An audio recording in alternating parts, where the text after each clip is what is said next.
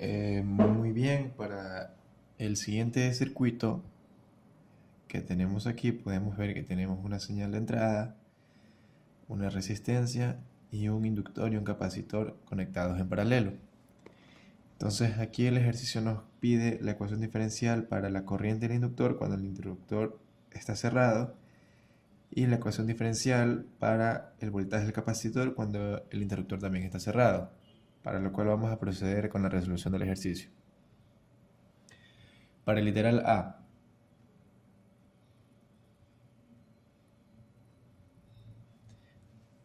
para hallar la corriente del inductor vamos a utilizar lo que es el operador D. Entonces tenemos la siguiente expresión, dado que el inductor y el capacitor están en paralelo. Entonces tendríamos 1 sobre CD, donde C es la capacitancia que multiplica a L por D, y L es la inductancia del elemento, dividido para 1 sobre CD más LD. Y esto da como resultado LD sobre 1 más LC por D al cuadrado. Ok, ahora sabemos que la corriente del inductor puede ser visto como una impedancia. O sea, el inductor puede ser visto como una impedancia. Entonces sabemos por leyes de Kirchhoff que la corriente que pasa ahí va a ser el voltaje sobre esa impedancia. Entonces escribimos esa expresión.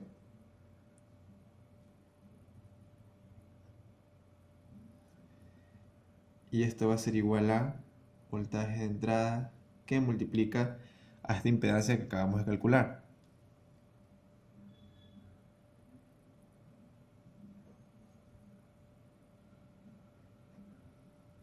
Sería L por D sobre 1 más LC por D al cuadrado. Y esto dividido para R más LD sobre 1 más LCD al cuadrado. Todo esto dividido para LD. ¿De acuerdo? Entonces vamos resolviendo esta expresión. Nos va a dar como resultado el voltaje de entrada que multiplica a 1 a LD sobre 1 más LC por D al cuadrado. Esto dividido para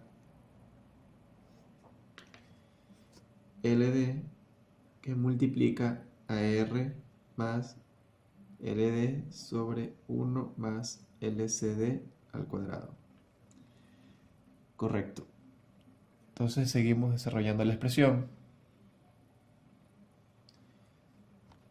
y reduciendo hasta llegar a un término más pequeño. Entonces tendríamos que la corriente del inductor que multiplica al operador D al cuadrado más 1 sobre RC por D más 1 sobre LC, que multiplica, esto va a ser igual a el voltaje de entrada sobre RLC. Entonces aquí vemos como ya tenemos la forma de ecuación diferencial. Entonces podríamos expresar esto como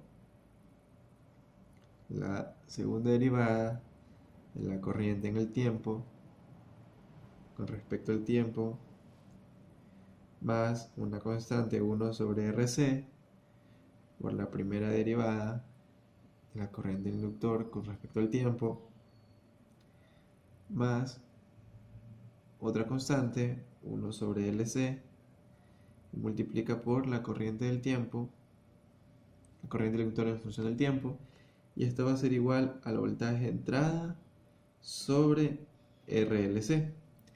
Entonces, como aquí nos podemos dar cuenta, ya tenemos la expresión para la corriente del inductor en función del tiempo, expresada como una ecuación diferencial, en este caso, una ecuación diferencial de segundo orden. Una vez que nos den los valores de la inductancia y de la capacitancia, podríamos proceder a y de la fuente de entrada, podríamos proceder a resolver la ecuación diferencial. De acuerdo. Para el literal B nos solicitan la expresión del voltaje del capacitor cuando se cierra. Haciendo una analogía, procedemos a hacer algo similar que en el literal A. Entonces teníamos que el voltaje del capacitor va a ser igual al voltaje de entrada, que multiplica la impedancia equivalente del inductor, paralelo con el capacitor. Esto dividido para R más la impedancia equivalente. ¿Ok? Entonces esto aquí va a ser igual al voltaje de entrada que multiplica a LD. Esto aquí parte de la ecuación, asimismo, las leyes de Kirchhoff, ¿no? Que el voltaje va a ser igual al voltaje, el voltaje equivalente al capacitor va a ser igual a esta equivalencia entre voltaje de entrada con esta impedancia que estamos calculando. Entonces procedemos. Más LC por D al cuadrado, esto dividido para R más LD sobre 1 más LC por D al cuadrado. Esto da como resultado el voltaje de entrada por LD sobre LD más R más RLC por D al cuadrado.